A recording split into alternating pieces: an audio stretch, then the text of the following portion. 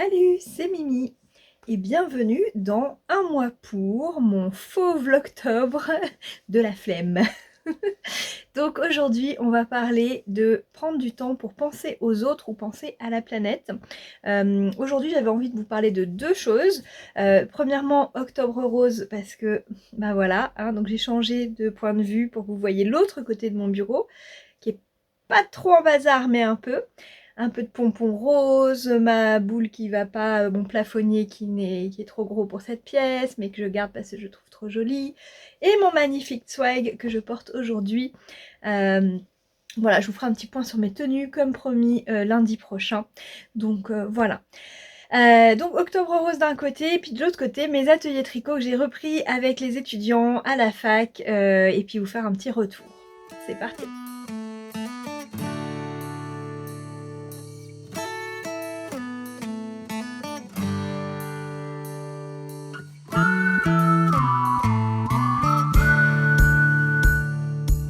Donc oui, bien sûr, traditionnel désormais, Octobre Rose, synonyme de prévention pour le cancer du sein.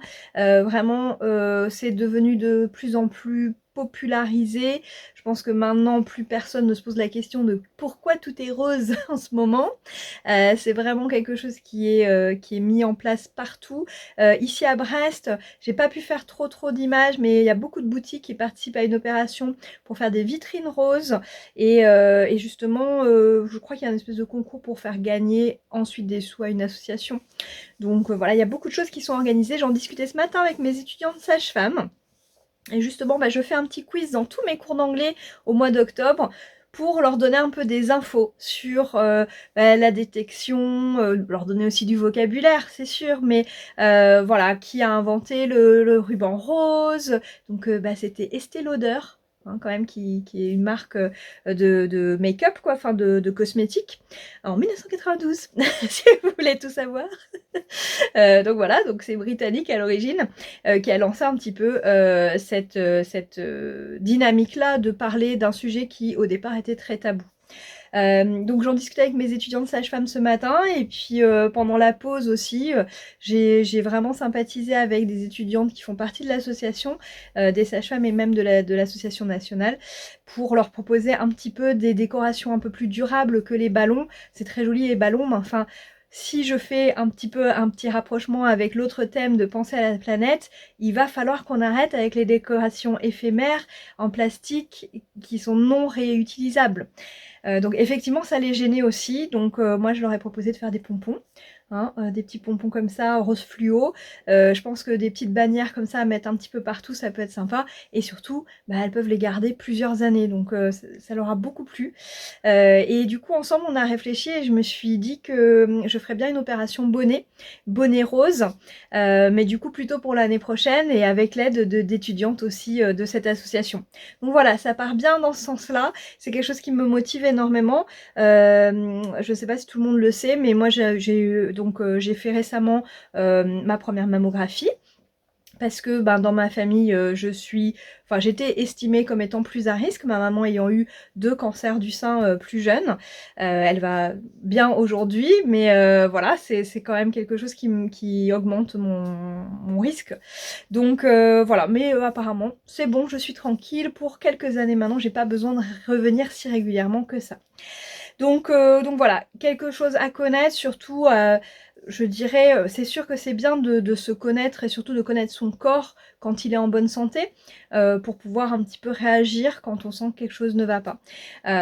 Voilà, je vais pas non plus donner plus d'informations que ça. Je vous invite plutôt à aller voir des professionnels. Moi c'est pas du tout mon métier, donc voilà. Mais en tout cas j'ai vu plusieurs initiatives qui se lançaient, et je trouve ça vraiment sympa d'être vraiment dans une dynamique de penser aux autres et penser à la prévention. Donc je vais participer à des ventes de gâteaux avec mes étudiantes aussi, et puis on va, je dis étudiantes parce que c'est que des filles en école de sage-femme cette année, c'est pas toujours le cas. Et puis voilà, enfin peut-être du longe-côte, pour essayer de, voilà, de rapporter un petit peu d'argent à l'association auquel elle reverse du coup les bénéfices. Le deuxième événement de la journée, positif, parce que j'en aurai un troisième à vous raconter après qui l'est moins, c'est que j'ai pu recommencer mes ateliers tricot auprès des étudiants. Et ça, c'est trop bien.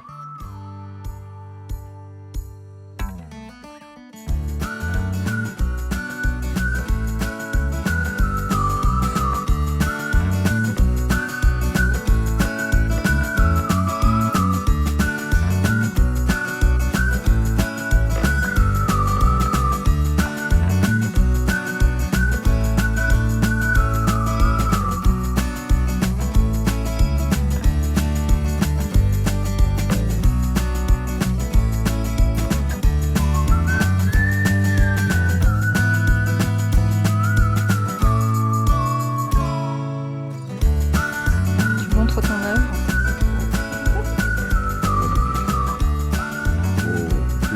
Ouais. Très joli, mais Hein? Ouais. je sais pas super beau, mais c'est là. Ça, c'est là. C'est ça.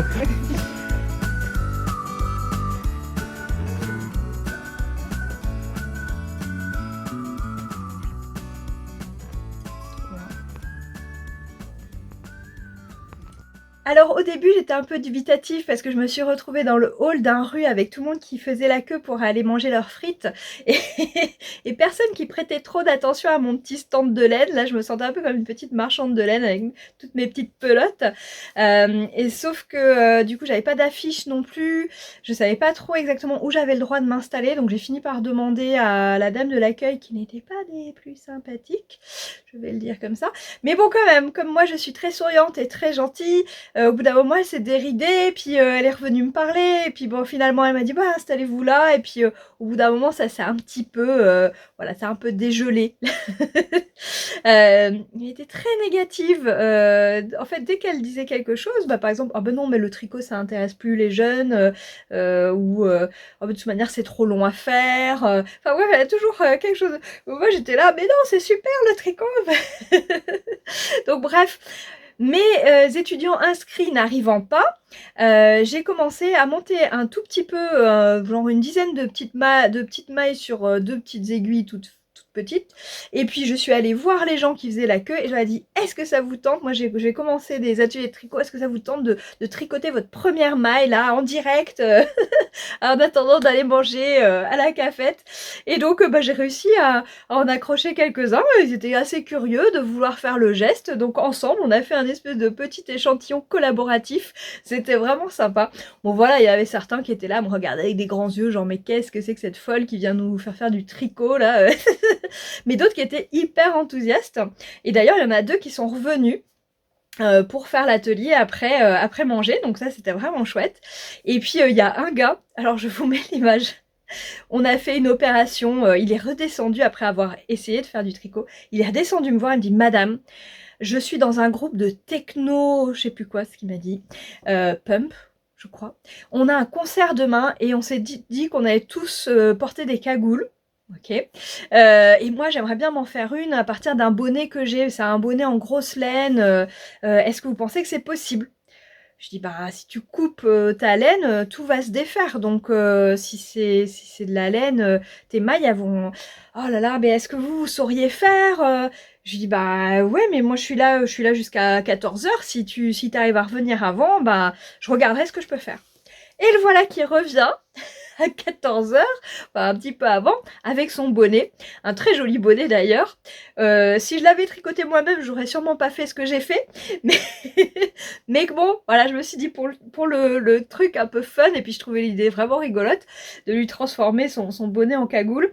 Bah du coup, j'ai eu l'idée de prendre mon crochet et de délimiter en fait le tour des yeux pour que les mailles ne se défassent pas, et ensuite on a coupé.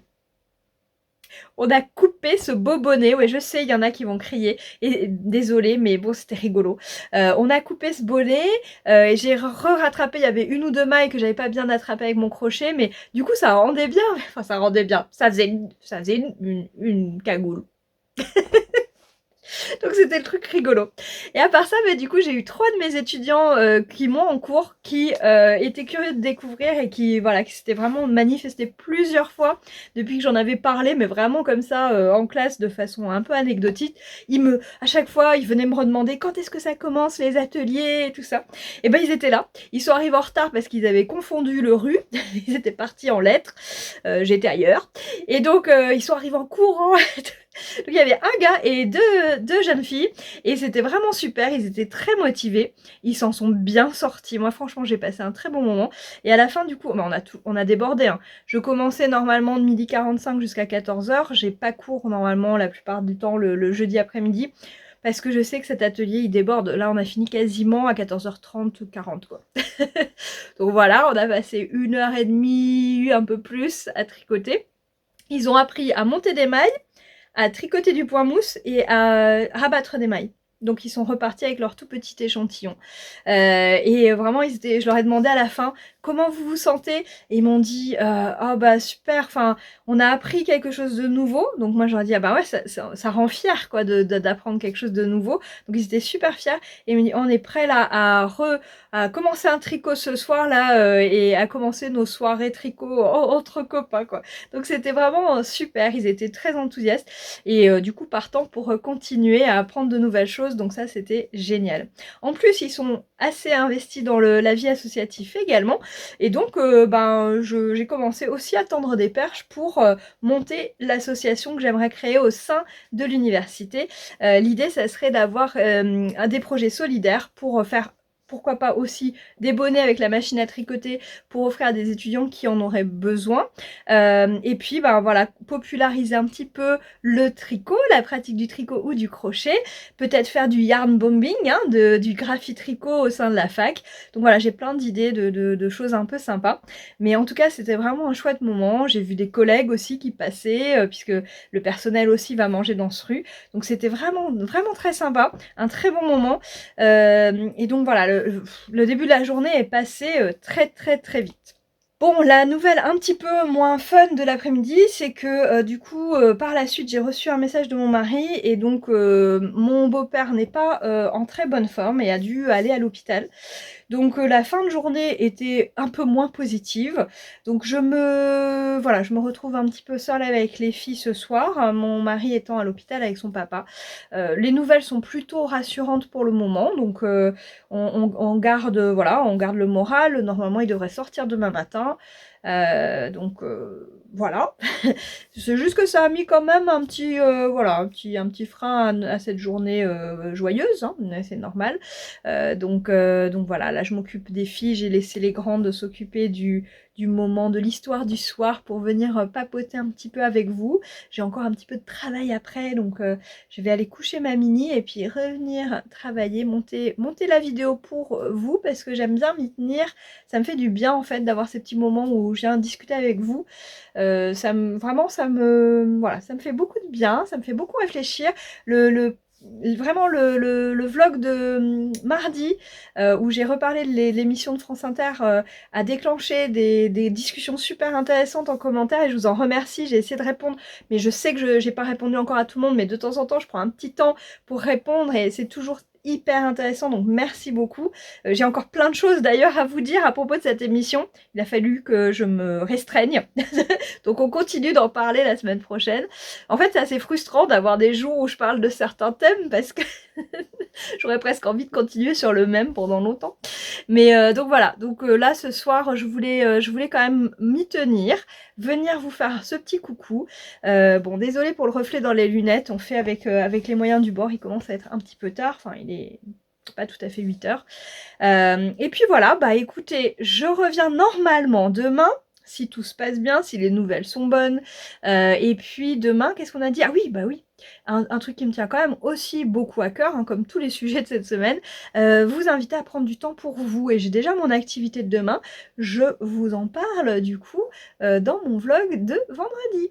Je vous fais plein de bisous, je vous souhaite plein de bonnes choses. Et voilà, vous aussi peut-être que vous avez pensez un petit peu aux autres, vous aimez bien, je sais, offrir des cadeaux laineux à vos êtres chers, mais est-ce que certains ou certaines d'entre vous font partie d'associations ou aimeraient ou font des choses pour, déjà pour la prévention, peut-être dans le domaine du cancer du sein, mais peut-être d'autres choses aussi, et dites-moi tout ça en bas, qu'on puisse en discuter. Je vous fais plein de bisous comme je l'ai déjà dit, et puis à très vite. Salut! Le retour du monstre poilu. Le prince charmant et la princesse Lucille voyageaient sur le dos d'un papillon